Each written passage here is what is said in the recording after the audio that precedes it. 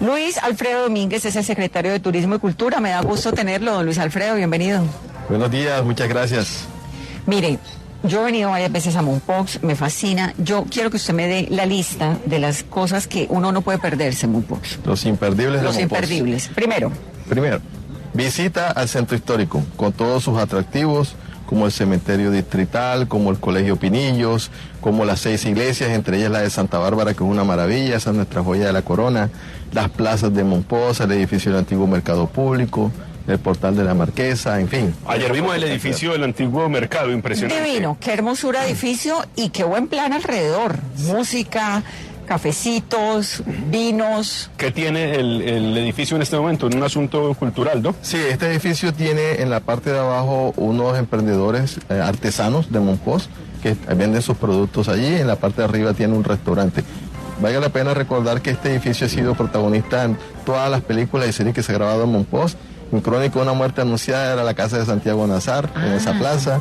Carlos Vives grabó allí, empieza el video de la foto de los dos. Y en fin, es muy pintoresco este edificio. Carlos Vives que viene hoy. Segundo punto de... Antes de eso, Vanessa, es que tiene historia de García Márquez aquí completamente. Aquí vivió Mercedes Barcha y por eso era un sitio especial para García Márquez. Vivió en un internado. Estudió aquí en el Colegio de las Monjas. Y...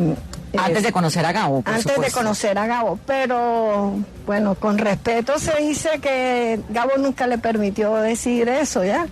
Entonces, aquí ella una vez negó que había venido a Mompox y los historiadores buscaron los registros en el colegio. ¿Y por qué habría de negarlo?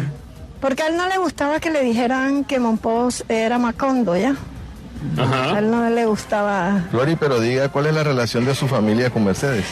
Mi mamá y mi tía fueron las acudientes de Mercedes y Mercedes iba a la casa y parece que Mercedes era el pajarito que le hablaba a Gabo en el oído y le contaba cuentos de los pescaditos de oro, de las mariposas hechas en oro. Ah, o sea, a su familia le consta realmente que Mercedes... No, y mi mamá una vez que le dijeron eso de que ella no había estudiado aquí, dijo, desagradecida.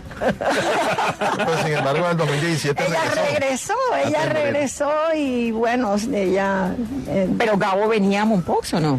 Gabo negó toda la existencia de Mompox y negó que había venido a Mompox, pero sí vino. Hay un historiador que tiene 91 años y dice que él vino, se tomó un jugo en donde el papá de la presidenta de la Academia, Cruz María Campos, y estuvo en una reunión política con Carlos Alemán. Y vi que celebró los 20 años del Nobel por acá. Sí, claro. A los 20 años del Nobel estuvo por aquí. Adora a Gabo a pesar de que dice que Mompox no existe, que solamente soñamos entonces con el él. tema de Gabo como Mompox era lo que dicen. Incluso se dice que el papá de Gabo era de por acá. Se dice que su primer apellido no era García, sino otro. Un apellido Mompox. Sí, de ahí que la relación de ahora de los herederos, decir que el papá de Gabo el abuelo de Gabo era el joyero, ¿ya? Y hacía los pescaditos de oro. Bueno, y terminando con la historia del pescadito de oro, es que después que ya a finales de 1800 se forman los grandes talleres, cada casa adopta un pescado, un tipo de pescado. Y por familia había pescados de 2 postas, de 3 postas y de 5 postas. En el barrio arriba habían 2 casas, talleres muy grandes de un señor, David Peñas Pontón, que era mi abuelo, y otro señor que era los 2 grandes talleres. Había otro taller acá en el barrio abajo que eran los talleres de los Acuña, joyeros. Sí. Pero cada casa se identificó por hacer pescados. Entonces mi abuelo se conoce que el pescado de oro no tiene historia, la estamos contando ahora y estamos haciendo la ruta del pescadito de oro. Porque no solamente Mompox hacía pescaditos, hacen pescados los joyeros que salieron de aquí al Urabá y los joyeros que se fueron a Córdoba. Claro. Entonces mi papá lo que hizo fue que mi papá aprendió con su abuelo, modificó el fierro viejo del pescadito, ese chiquitico lo hizo más grande, le puso todas las aletas, los juguetes, lo hizo con todas las bellezas, porque encargó incluso un laminador para que la lámina de oro saliera jaspeada, simulando las escamas. Las escamas. Entonces, centro histórico. Otro imperdible, el paseo ecoturístico a la Ciénaga de Pijiño. Se van en una embarcación por aquí por el río Magdalena, navegan 3 tipos de agua, el río, un caño y la ciénaga.